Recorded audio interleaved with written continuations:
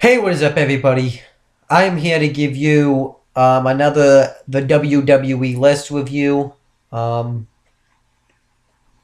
I do like this show. It's not a bad series on the network. I just didn't like the first episode. If anyone thought I was hated on the show, I just was hated on the first episode because they were just feeding me a bunch of bullshit. So not that much this time. Maybe some bullshit, but not all.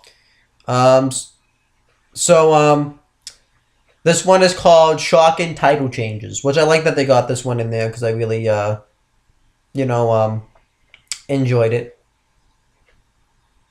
And it just kind of tells us what shocking is for those idiot fans that don't know. It's surprising. It's when you feel that, like the WWE has pulled something on you that you wouldn't expect it and stuff like that. They just tell you what that is. And they show you, and they say that it's hard nowadays to surprise the fans with the whole internet sites. And they show some moments of when people won the titles. Hulk Hogan winning the WWE Championship from the Iron Sheik. Edge winning the WWE Championship from John Cena. What else? Some other things like that. I don't really remember. But let's talk about the ones they actually show. But they did show some ones if you want to just watch the beginning of it. So the first one was called Summer Suplex. And that one is Brock Lesnar. And this is when he beat John Cena for the WWE World Heavyweight Championship. And they all said some things that they were shocked, how one-sided it was. A celebrity, I forget his name, I didn't even know who he was anyways, said he was expecting more from John Cena. And Ryback even said that no one that night would have been able to stop Brock Lesnar, which is probably true. Byron Saxton, though, said something that really pissed me off, because this was after Brock Lesnar had conquered The Undertaker's undefeated streak to 21-1 at WrestleMania 30. Byron Saxton said that after that, the only real thing to accomplish is to win the WWE World Heavyweight Championship. No, you fucking idiot. I know he probably was told to say that, but conquering the streak is way more important than winning any championship, especially the WWE World Heavyweight Championship. Conquering The Undertaker's undefeated streak at WrestleMania, let me tell you something. That's like winning that winning that title 25 times in one night. So I don't really know what he's saying. Another thing too is the reason why it's so historical is anybody can just win that championship. Anyone can just keep winning that championship. Only one person can say that they beat The Undertaker at WrestleMania. So do your fucking research, you fucking coon. That's all I really have to say. So let's kind of move on from there. It was really cool.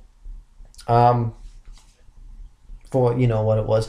They said something else that kind of pissed me off, but I don't remember what it was.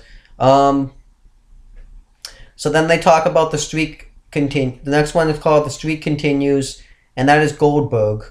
And this was when Goldberg's streak was going on. I believe they said they were at like 173-0, which was like one of the greatest undefeated streaks.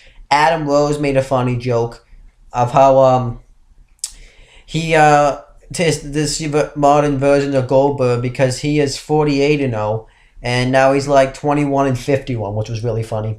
And Hulk Hogan and John Cena compliment Goldberg, saying that he instantly got it for the business and stuff like that.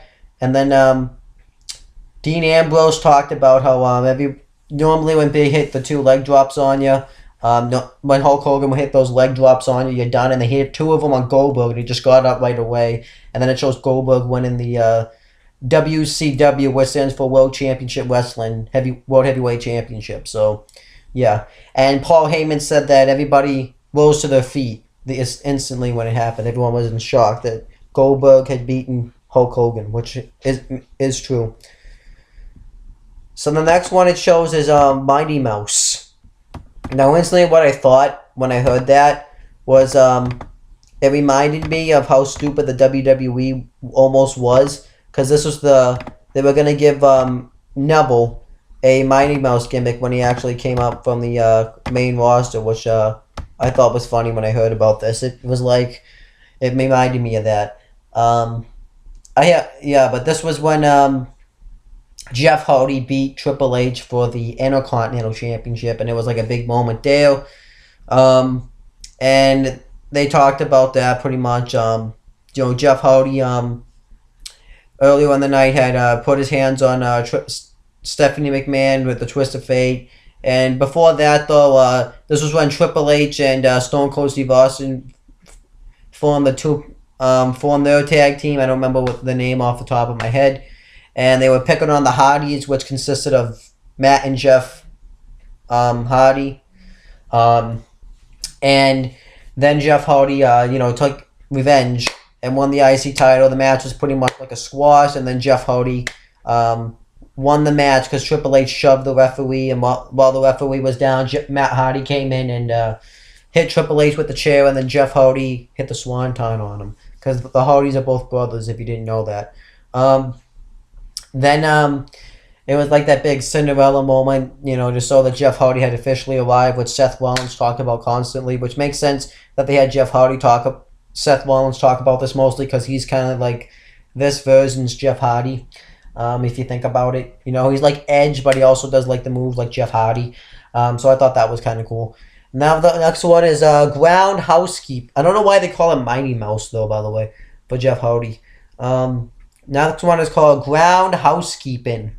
And this was when China, Jeff Jarrett at the time was the Intercontinental Champion. And he would constantly diminish the women. He would insult them, saying that they belong all they're there is just to make babies, to be in the kitchen. They're just there for looks and all that stuff. He would constantly trash them, and he issued an open challenge to any woman that wanted to come face him for the Intercontinental Championship. And then China signed the contract, and it ended up being a housekeeping match. And then at No Mercy, I don't remember which one it was, Jeff Jarrett versus China. And China, originally Jeff Jarrett had won because he hit China with the IC title and he won. And I was fine, and that's all fine and good, but apparently there's some bullshit where you can only use house items, because you could use the kitchen sink and everything, but it's kind of weird. I don't like that stipulation, because Jim Ross specifically says on commentary that anything including the kitchen sink is legal, so that pretty much just throws that outside the window. And then China wins. I don't really remember how, but she wins. And it was a cool moment because it was the first time that a woman had won a male title, which was really cool. That showed that the WWE had utilized the woman. And China really helped make the women's division what it was anyways, because she was the first woman they really had pushed. They would kind of use them as valets before, and now China's kind of really big. And this just proves that Triple H's comment of what he said on Stone Cold Steve Austin's podcast is just total bullshit, which it sold some of Stone Cold Steve Austin when he won the title, by the way. But it's just total bullshit because of the fact that he said that he doesn't want anybody to know he doesn't want any young kids to know about China. They can look it up on Google, but he's willing to let China be put on this network thing, so it's just so bullshit, by the way. But yeah, that just proves it. And now the next one we get is Money Talks. And this one was Andre the Giant when he beat Hulk Hogan for the WWF title at the time it was called, which stands for World Wrestling Federation. And this was when Andre the Giant had bought Andre the Giant's services to get him the WWF title. And then Andre the Giant did a suplex to Hulk Hogan. And the referee counted went for the pin. Hulk Hogan had gotten the shoulder up, but the referee made the count anyways. And Andre the Giant then sold the title to Ted DiBiase, and he actually botches his line. He accidentally calls the title the World Tag Team Championship, which was really funny. And then we see that there's two referees in the ring that look alike. David Hebner, there's two of them in the ring. So Hulk Hogan attacks both of them, and he doesn't know what happened, but we find out later on that the $1 Million Man paid somebody else to get some prosthetic surgery So that way, I think that's what it's called. So that way,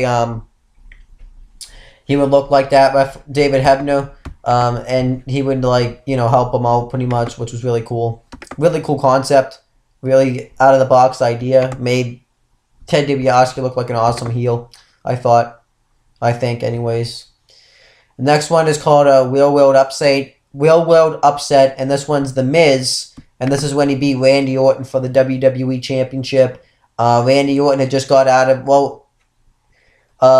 they talk about The Miz and how everybody hates The Miz. Dolph Ziggler says that The Miz is one of his closest friends in the company, but there are still times when he hates The Miz.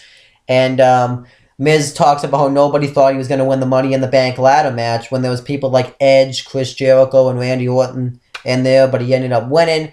And everybody thought that he was going to be the first one to cash in the Money in the Bank contract and fail. So then when they had this moment happen, when Randy Orton had just got off a grueling match with Wade Barrett, he had been attacked by his group, the Nexus, which at the time, at that point in time, it consisted of himself, Heath Slater, Justin Gabriel, Husky Harris, and Michael McGillicuddy. And Randy Orton had his knee hurt in the match, and then he ended up having to wrestle the match anyway. Then Randy Orton won the match and became the new WWE, retained his championship. And Miz came out, and everyone was expecting him just to wait until Orton was unconscious, but he did it while his leg was hurt. And then Miz ended up winning the WWE Championship. And Damian Sandow says that Miz makes doubters out of everybody, which is totally true. And yeah.